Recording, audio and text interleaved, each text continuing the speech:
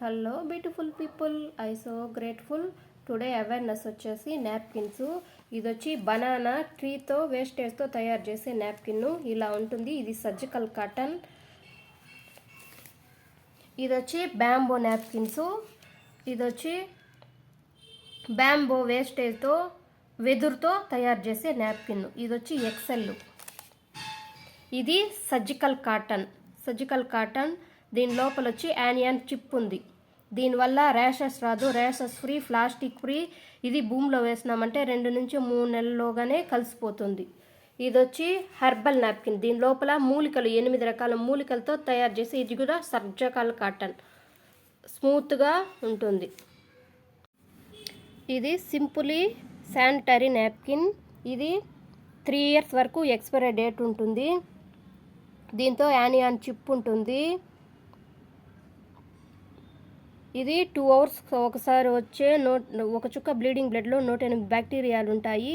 ఆ బ్యాక్టీరియాని చంపుతుంది.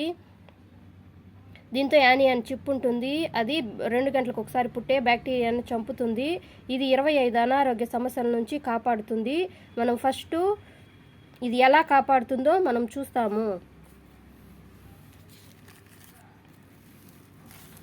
ఇది దాని నాప్కిన్ ఇలా ఉంటుంది. లోపల మనము ఫస్ట్ లేయర్ గాలి పోయే లేయర్, బ్రీతింగ్ లేయర్. 2వ లేయర్ వచ్చి యానియన్ చిప్ ఉంటుంది. 3వ లేయర్ వచ్చి సర్జికల్ కాటన్. మనం ఫస్ట్ వాటర్ పోయేసి చూస్తాం, ఇది అబ్జర్వ్ చేస్తుందా లేదా అని. ఇది 25 అనారోగ్య సమస్యలు: దురద, మంట, పొత్తు కడుపు నొప్పి, క్యాన్సరు, పీసీఓడి, కోపము, యూరిన్ ఇన్ఫెక్షను, కడుపు నొప్పి, తర్వాత వచ్చి దురద, ఇర్రెగ్యులర్ పీరియడ్స్, పొత్తు కడుపు నొప్పి, పీసీఓడి, ఇలా 25 అనారోగ్య సమస్యల నుంచి మనల్ని కాపాడుతుంది. ఫస్ట్ లేయర్ వచ్చి బ్రీతబుల్ లేయర్. ఇది గాలిపోయే లేయర్. ఇది స్మెల్ రాకుండా ఉండేదానికి గాలిపోయే లేయర్. సెకండ్ లేయర్ వచ్చి యానియన్ చిప్ ఉండే లేయర్. థర్డ్ లేయర్ కర్చీప్ లాగా ఉంటుంది. ఈ జెల్ వచ్చి మనం ఇంతసేపు వాటర్ పోసినాం కదా, ఆ జెల్లు. ఇది వచ్చి తామర పువ్వు బెరడ్లో నుంచి తీసి పెడతారు. ఈ జెల్లు ఇలా జెల్ అయిపోతుంది. మనకి ఏం హాని చేయదు. 2 నెలల నుంచి 3 నెలలకి ఇది భూమిలో కలిసిపోతుంది.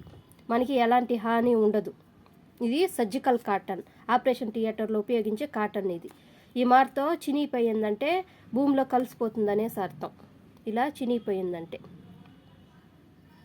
ఇది లాస్ట్ లేయర్. ఇది కూడా మనం ఎత్తుకోబోయేసి భూమిలో వేసేసినామంటే మట్టిలో 2 నుంచి 3 నెలల్లో కలిసిపోతుంది. మనకు కానీ మన చుట్టూ ఉండే వాళ్ళకి కానీ జంతువులకు కానీ ఎలాంటి హాని జరగదు. ప్రకృతికి ఎలాంటి హాని దీనివల్ల ఉండదు. ఇది ఆర్గానిక్ది.